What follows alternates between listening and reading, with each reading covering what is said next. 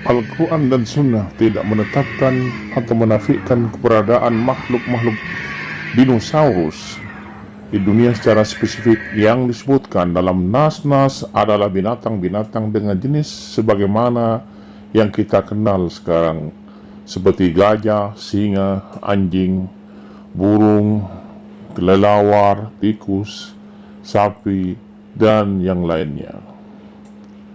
Keberadaan binatang-binatang prasejarah yang ditetapkan berdasarkan hasil penemuan fosil-fosil yang terpendam di dalam bumi atau tanah berupa tulang atau cetakan badan yang ada di bebatuan.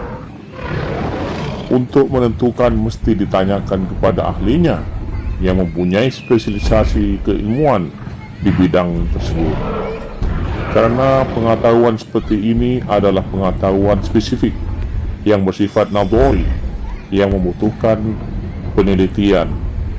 Allah berfirman, "Fas'alu ahlal dzikri in kuntum la ta'lamun." Maka bertanyalah kepada yang ahlinya atau orang yang mempunyai pengetahuan jika kalian tidak mengetahuinya. Surat An-Nahl ayat 43. Para ahli telah menyatakan bahawa keberadaan fosil adalah realitas, fakta, adanya kehidupan di masa lampau, baik fosil kepala buaya atau Therabasothus terrificus, tulang kaki spesies yang dinamakan yaitu Necroraptor dan Algetinos, dan masih banyak yang lainnya. Sekali lagi, ini adalah fakta. Dengan kata lain, tidak mungkin ada bekas dan jejak. Apabila makhluk pemilik bekas dikatakan atau keberadaannya itu pertanda bahwa ada jejak, berarti ada yang menempati sebelumnya. Karena kita tahu bekas dan jejak, apabila makhluk pemilik bekas dan jejak tersebut tidak ada, oleh karena itu dikatakan keberadaan binatang-binatang prasejarah tersebut adalah benar menurut para pakar ahli yang membidangi ilmu tersebut.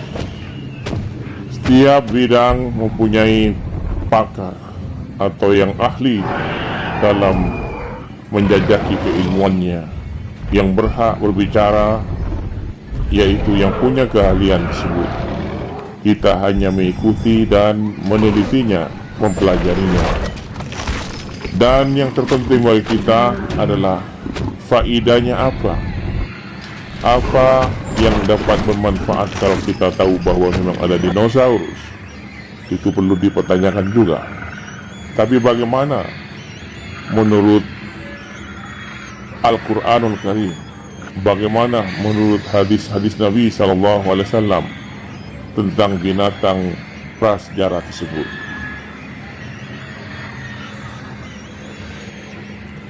Apakah binatang-binatang tersebut hidup di masa peradaban manusia zaman dahulu?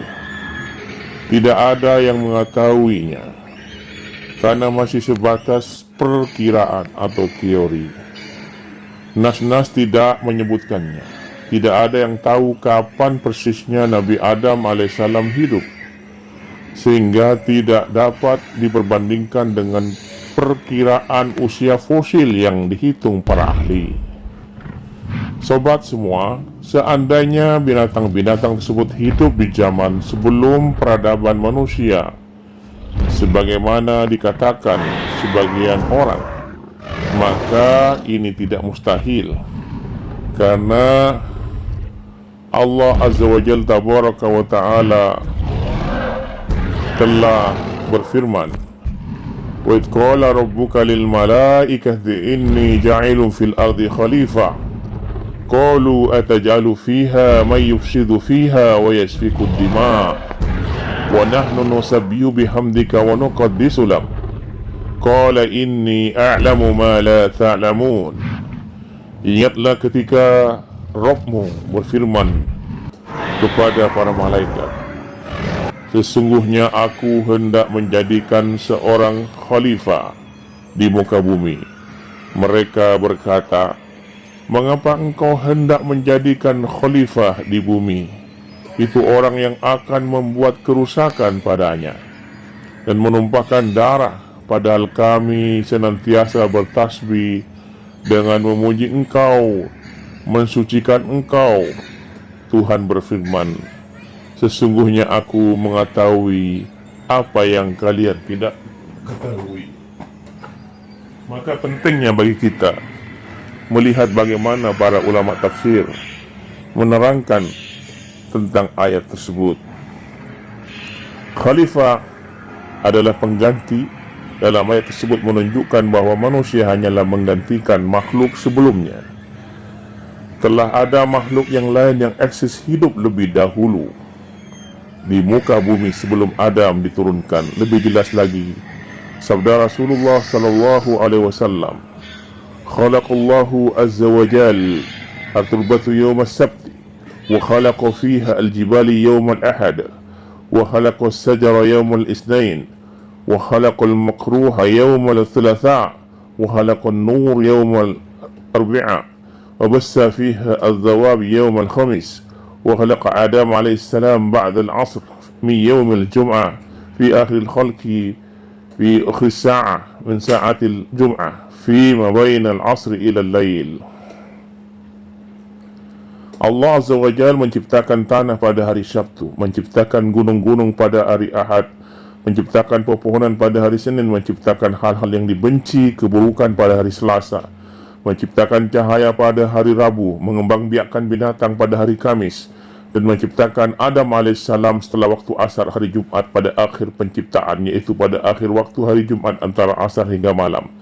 Diriwayatkan oleh Imam Muslim nomor hadis 2789. Hadis di atas memberikan faedah bahwa tumbuhan dan binatang Allah ciptakan lebih dahulu di bumi sebelum ia menciptakan Adam alaihissalam.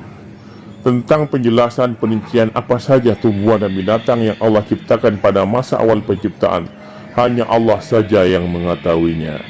Barangkali benar jika dikatakan bahwa tidak mengetahui masalah dinosaurus tidak akan mengurangi keimanan seseorang, karena mengetahui hal tersebut bukan sesuatu pribadi dunianya.